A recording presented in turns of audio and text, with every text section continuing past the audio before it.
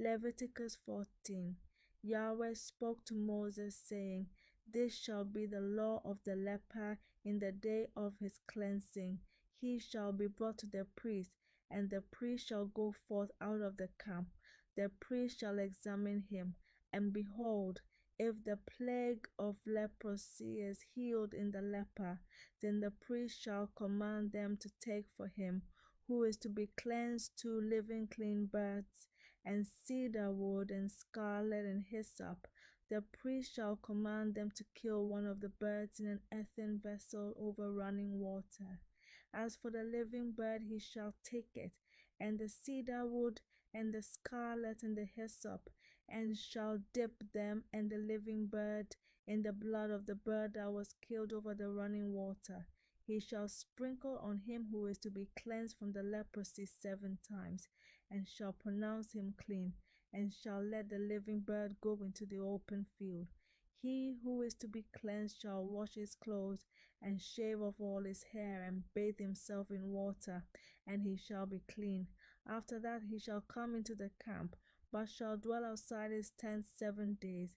It shall be on the 7th day that he shall shave all his hair off his head, and his beard, and his eyebrows. Even all his hair he shall shave off. He shall wash his clothes, and he shall bathe his body in water. Then he shall be clean. On the 8th day he shall take 2 male lambs without blemish, and 1 ewe lamb a year old without blemish, and 3/10 of an ephah of fine flour for a meal offering, mingled with oil, and 1 log of oil. The priest who cleanses him shall set the man who is to be cleansed, and those things before Yahweh at the door of the tent of meeting. The priest shall take 1 of the male lambs and offer him for a trespass offering with a log of oil, and wave them for a wave offering before Yahweh. He shall kill the male lamb in the place where they kill the sin offering and the burnt offering, in the place of the sanctuary. For as the sin offering is the priest, so is the trespass offering. It is most holy. The priest shall take some of the blood of the trespass offering, and the priest shall put it on the tip of the right ear of him who is to be cleansed, and on the thumb of his right hand, and on the big toe of his right foot. The priest shall take some of the log of oil and pour it into the palm of his own left hand. The priest shall dip his right finger in the oil that is in his left hand, and shall sprinkle some of the oil with his finger 7 times before Yahweh. The priest shall put some of the rest of the oil that is in his hand on the tip of the right ear of him who is to be cleansed, and on the thumb of his right hand, and on the big toe of his right foot, upon the blood of the trespass offering. The rest of the oil that is in the priest's hand he shall put on the head of him who is to be cleansed, and the priest shall make atonement for him before Yahweh. The priest shall offer the sin offering and make atonement for him who is to be cleansed because of his uncleanness. And afterward he shall kill the burnt offering, and the priest shall offer the burnt offering and the meal offering on the altar. The priest shall make atonement for him, and he shall be clean. If he is poor and can't afford so much, then he shall take 1 male lamb for a trespass offering to be waved, to make atonement for him, and 1/10 of an ephah of fine flour, mingled with oil for a meal offering, and a log of oil, and 2 turtle doves or 2 young pigeons, such as he is able to afford. And the one shall be a sin offering, and the other a burnt offering. On the 8th day he shall bring them for his cleansing to the priest, to the door of the tent of meeting, before Yahweh. The priest shall take the lamb of the trespass offering, and the log of oil, and the priest shall wave them for a wave offering before Yahweh. He shall kill the lamb of the trespass offering. The priest shall take some of the blood of the trespass offering and put it on the tip of the right ear of him who is to be cleansed, and on the thumb of his right hand, and on the big toe of his right foot. The priest shall pour some of the oil into the palm of his own left hand, and the priest shall sprinkle with his right finger some of the oil that is in his left hand 7 times before Yahweh. Then the priest shall put some of the oil that is in his hand on the tip of the right ear of him who is to be cleansed, and on the thumb of his right hand, and on the big toe of his right foot, on the place of the blood of the trespass offering. The rest of the oil that is in the priest's hand he shall put on the head of him who is to be cleansed, to make atonement for him before Yahweh. He shall offer one of the turtle doves or all of the young pigeons, such as he is able to afford, even such as he is able to afford, the one for a sin offering, and the other for a burnt offering, with the meal offering. The priest shall make atonement for him who is to be cleansed before Yahweh. This is the law for him in whom is the plague of leprosy, who is not able to afford the sacrifice for his cleansing. Yahweh spoke to Moses and to Aaron, saying, When you have come into the land of Canaan, which I give to you for a possession, and I put a spreading mildew in a house in the land of your possession, then he who owns the house shall come and tell the priest, saying, There seems to me to be some sort of plague in the house. The priest shall command that they empty the house before the priest goes in to examine the plague, that all that is in the house not be made unclean. And afterward the priest shall go in to inspect the house. He shall examine the plague, and behold, if the plague is in the walls of the house with hollow streaks, greenish or reddish, and it appears to be deeper than the wall, then the priest shall go out of the house to the door of the house, and shut up the house 7 days. The priest shall come again on the 7th day and look. If the plague has spread in the walls of the house, then the priest shall command that they take out the stones in which is the plague, and cast them into an unclean place outside of the city, and he shall cause the inside of the house to be scraped round about, and they shall pour out the mortar that they scraped off outside of the city into an unclean place. They shall take other stones and put them in the place of those stones, and he shall take other mortar and shall plaster the house.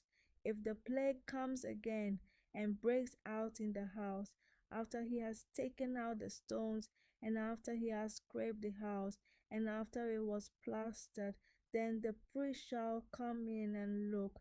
And behold, if the plague has spread in the house, it is a destructive mildew in the house, it is unclean. He shall break down the house, its stones and its timber, and all the house's mortar. He shall carry them out of the city into an unclean place. Moreover, he who goes into the house while it is shut up shall be unclean until the evening. He who lies down in the house shall wash his clothes, and he who is in the house shall wash his clothes. If the priest shall come in and examine it, and behold, the plague hasn't spread in the house, after the house was plastered, then the priest shall pronounce the house clean, because the plague is healed. To cleanse the house he shall take 2 birds, and cedar wood, and scarlet, and hyssop. He shall kill one of the birds in an earthen vessel over running water. He shall take the cedar wood, and the hyssop, and the scarlet, and the living bird, and dip them in the blood of the slain bird, and in the running water, and sprinkle the house 7 times. He shall cleanse the house with the blood of the bird, and with the running water, with the living bird, with the cedar wood, with the hyssop, and with the scarlet. But he shall let the living bird go out of the city into the open field. So shall he make atonement for the house, and it shall be clean. This is the law for any plague of leprosy, and for an itch, and for the destructive mildew of a garment, and for a house, and for a rising, and for a scab, and for a bright spot, to teach when it is unclean and when it is clean. This is the law of leprosy. Leviticus 15. Yahweh spoke to Moses and to Aaron, saying, Speak to the children of Israel and tell them, when any man has a discharge from his body, because of his discharge he is unclean. This shall be his uncleanness in his discharge, whether his body runs with his discharge, or his body has stopped from his discharge, it is his uncleanness. Every bed whereon he who has the discharge lies shall be unclean, and everything he sits on shall be unclean. Whoever touches his bed shall wash his clothes, and bathe himself in water, and be unclean until the evening. He who sits on anything whereon the man who has the discharge sat shall wash his clothes, and bathe himself in water, and be unclean until the evening. He who touches the body of him who has the discharge shall wash his clothes, and bathe himself in water, and be unclean until the evening. If he who has the discharge spits on him who is clean, then he shall wash his clothes and bathe himself in water, and be unclean until the evening. Whatever saddle he who has the discharge rides on shall be unclean. Whoever touches anything that was under him shall be unclean until the evening. He who carries those things shall wash his clothes and bathe himself in water, and be unclean until the evening. Whoever he who has the discharge touches, without having rinsed his hands in water, he shall wash his clothes and bathe himself in water, and be unclean until the evening. The earthen vessel which he who has the discharge touches shall be broken, and every vessel of wood shall be rinsed in water. When he who has a discharge is cleansed of his discharge, then he shall count to himself 7 days for his cleansing, and wash his clothes, and he shall bathe his flesh in running water, and shall be clean. On the 8th day he shall take 2 turtle doves or 2 young pigeons, and come before Yahweh to the door of the tent of meeting, and give them to the priest, and the priest shall offer them, the one for a sin offering and the other for a burnt offering. The priest shall make atonement for him before Yahweh for his discharge. If any man has an emission of semen, then he shall bathe all his flesh in water, and be unclean until the evening. Every garment and every skin whereon the semen is shall be washed with water, and be unclean until the evening. If a man lies with a woman, and there is an emission of semen, they shall both bathe themselves in water, and be unclean until the evening. If a woman has a discharge, and her discharge in her flesh is blood, she shall be in her impurity 7 days, and whoever touches her shall be unclean until the evening. Everything that she lies on in her impurity shall be unclean. Everything also that she sits on shall be unclean. Whoever touches her bed shall wash his clothes, and bathe himself in water, and be unclean until the evening. Whoever touches anything that she sits on shall wash his clothes, and bathe himself in water, and be unclean until the evening. If it is on the bed, or on anything whereon she sits, when he touches it, he shall be unclean until the evening. If any man lies with her, and her monthly flow is on him, he shall be unclean 7 days, and every bed whereon he lies shall be unclean. If a woman has a discharge of her blood many days, not in the time of her period, or if she has a discharge beyond the time of her period, all the days of the discharge of her uncleanness shall be as in the days of her period. She is unclean. Every bed whereon she lies, all the days of her discharge shall be to her as the bed of her period, and everything whereon she sits shall be unclean as the uncleanness of her period. Whoever touches these things shall be unclean, and shall wash his clothes and bathe himself in water, and be unclean until the evening. But if she is cleansed of her discharge, then she shall count to herself 7 days, and after that she shall be clean. On the 8th day she shall take 2 turtle doves or 2 young pigeons, and bring them to the priest, to the door of the tent of meeting. The priest shall offer the one for a sin offering, and the other for a burnt offering, and the priest shall make atonement for her before Yahweh for the uncleanness of her discharge.